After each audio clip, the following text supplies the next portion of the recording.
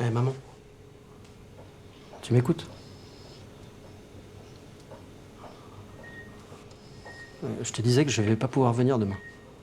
Il y a Christian, il veut encore que je reste tard au boulot, là. Et je viendrai vendredi. Et samedi. Promis.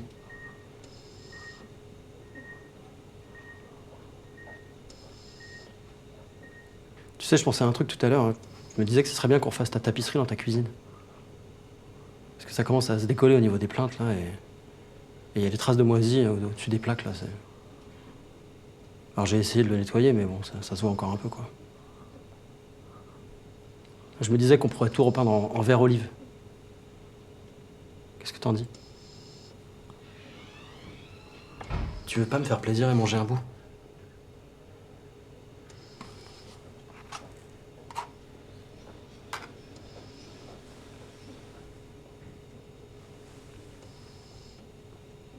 Allez, maman, là. Il faut que tu manges, là.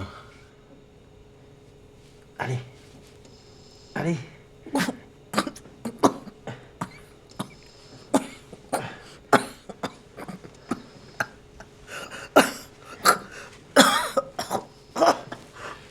Voilà, c'est ça, c'est ça. Respire lentement. Voilà. Calme-toi. Vas-y.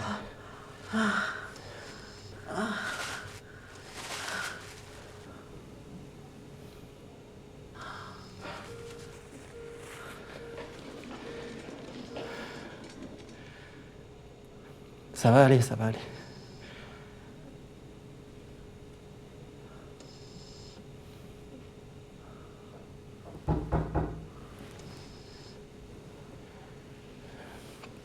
Je fais vite. Je t'aime.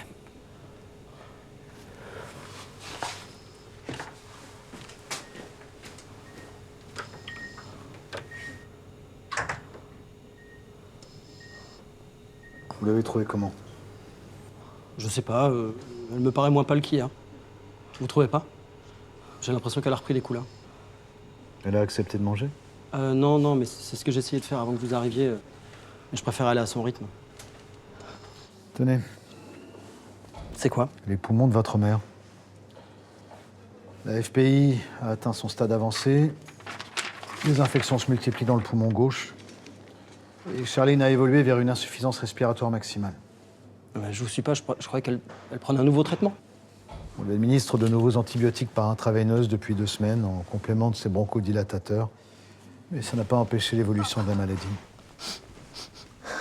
C'est aussi pour ça que je suis venu vous parler, Jérôme.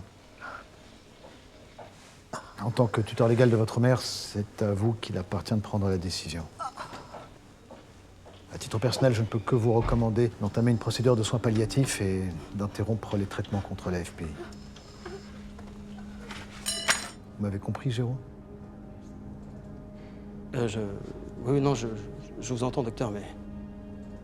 Enfin, je me vois pas arrêter après tout le chemin qu'on a parcouru. Enfin, ma mère, c'est une femme forte. Elle m'a élevé seule. Elle s'est battue pour moi toute sa vie. Je vais pas m'arrêter de me battre pour elle. C'est pas possible. C'est pas comment vous le dire, Charline souffre. Elle enchaîne infection sur infection. Elle refuse de se laisser nourrir par les aides-soignants. Les traitements peuvent lui faire gagner quelques semaines, quelques mois peut-être. À ce stade de la maladie, il n'y a aucune trace de patient ayant pu entrer en rémission. Ce serait un miracle si elle y arrivait. Mais non, mais c'est ce qu'elle voudrait de moi, je le sais. Vous en êtes sûr, Jérôme? Vous êtes sûr de ce qu'elle voudrait?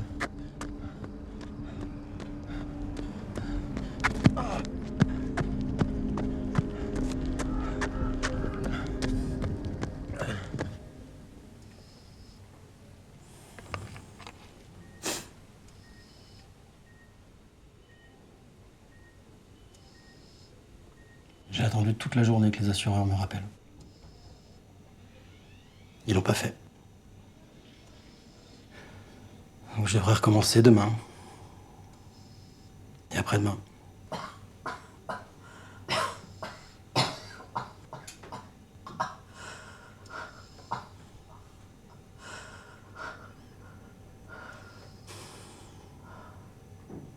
J'ai vendu mon appart. payer tout ça. Parce que passer ces week-ends à remplir de la paperasse pour quelques centimes, bah ça suffit pas. Je travaille de plus en plus tard. Je pourrais ne pas revenir. Mais je le fais en espérant que ça sert à quelque chose. Je suis devenu plus bon qu'à patienter. J'ai plus rien. Et parfois, je me demande à quoi ça sert si tu me regardes pas. Tu m'écoutes pas. Peut-être que si. C'est difficile à dire si tu réagis pas. Je tourne en rond. Hôpital, boulot, hôpital. J'ai l'impression que tu m'entraînes dans le vide. De tomber à vitesse grand V. Alors je m'accroche, comme je peux, pour que la chute soit plus longue.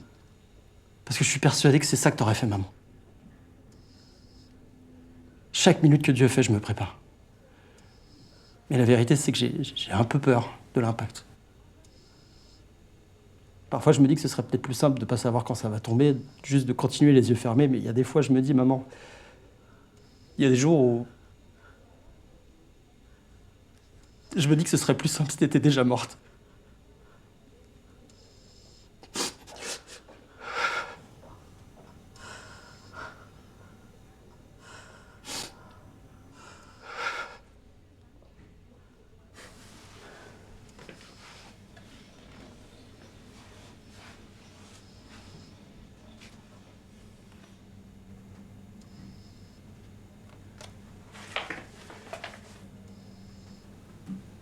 Mesdames et messieurs, c'est bien mon cœur qui me mène.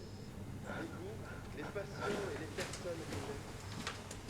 Ainsi, dans l'arène où le temps s'égrène, les batailles résonnent comme une mélodie qui traîne. Gagner ou perdre, le destin tranchera. Mais l'essentiel est dans la danse, là où mon cœur tranchera.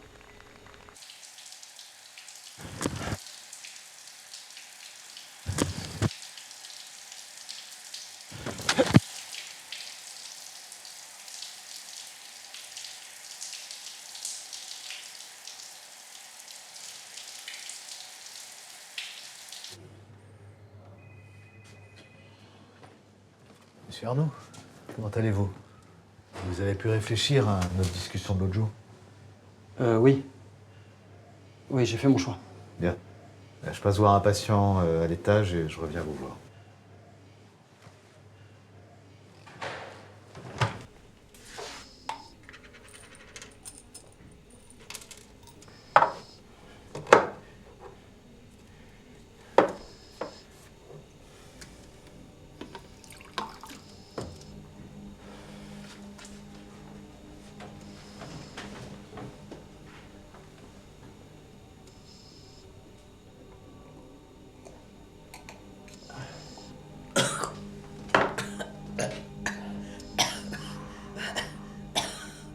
Ça va.